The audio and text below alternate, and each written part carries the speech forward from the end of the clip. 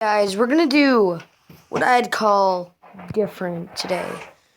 So I got a comment from Candy Gamer, and they sent me this giant story,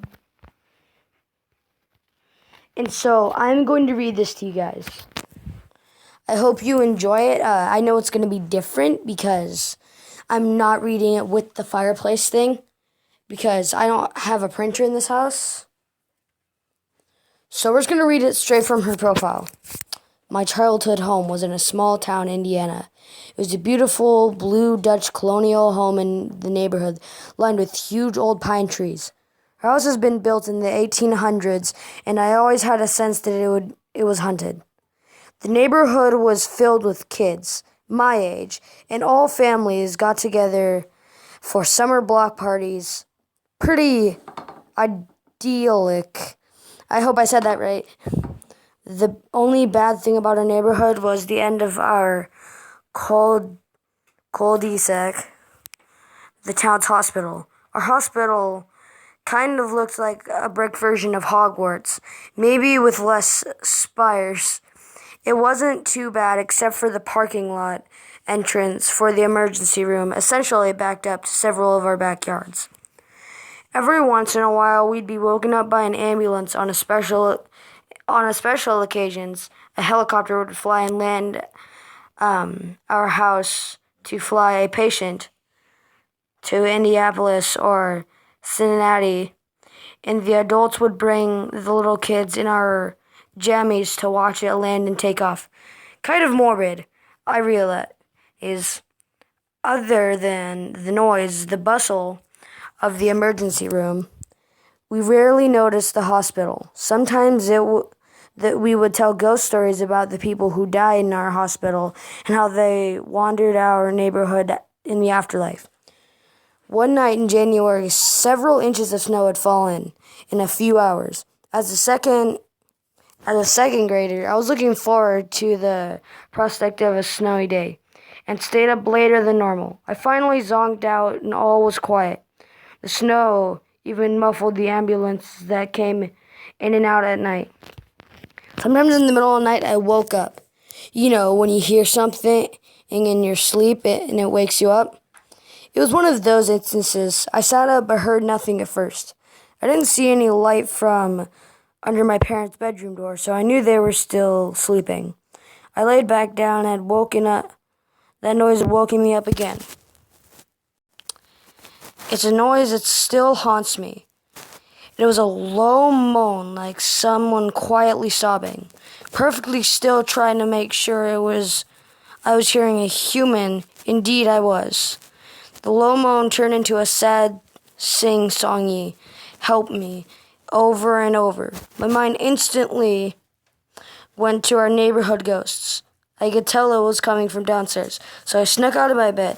My bedroom was at the top of our staircase, and looking down, I could see it right out the back door and onto our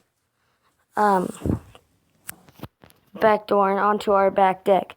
So I could see several inches of snow blown up against the sliding glass door. The moaning continued, and I was convinced it was downstairs. I crept to the top of the carpeted stairs and hunched down to listen. It was as soon as I hunched down, I saw her. There was a face of a woman at our back door. Her hair was frozen from the snow. She was wearing a hospital gown. Her tears were frozen on her cheeks. She was barefoot, and she was crying help. She looked right through the door at me, and I froze. Her moaning got louder, and I felt like I would shatter the glass sliding door.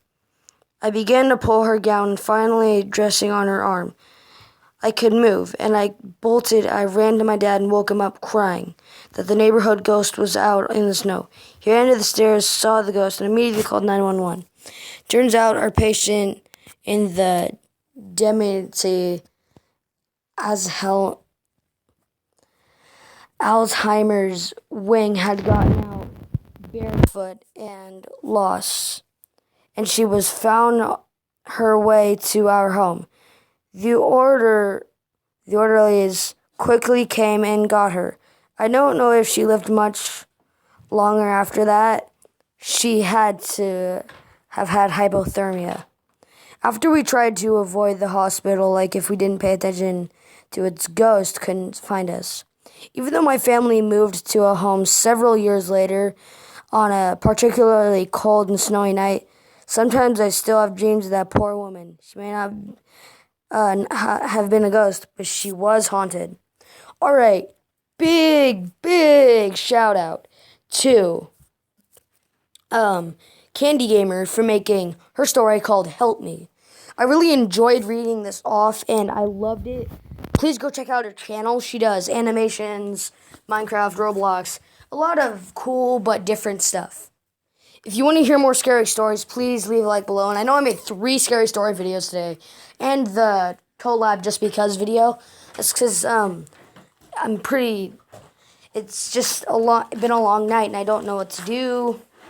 I also had this big live chat incident, so I thought I need something to cheer me up, and I looked and I saw someone replied. So thank you for watching. Hope you enjoyed. Once again, shout out to Candy Gamer for writing this amazing story. So thank you, and thanks for watching. Goodbye.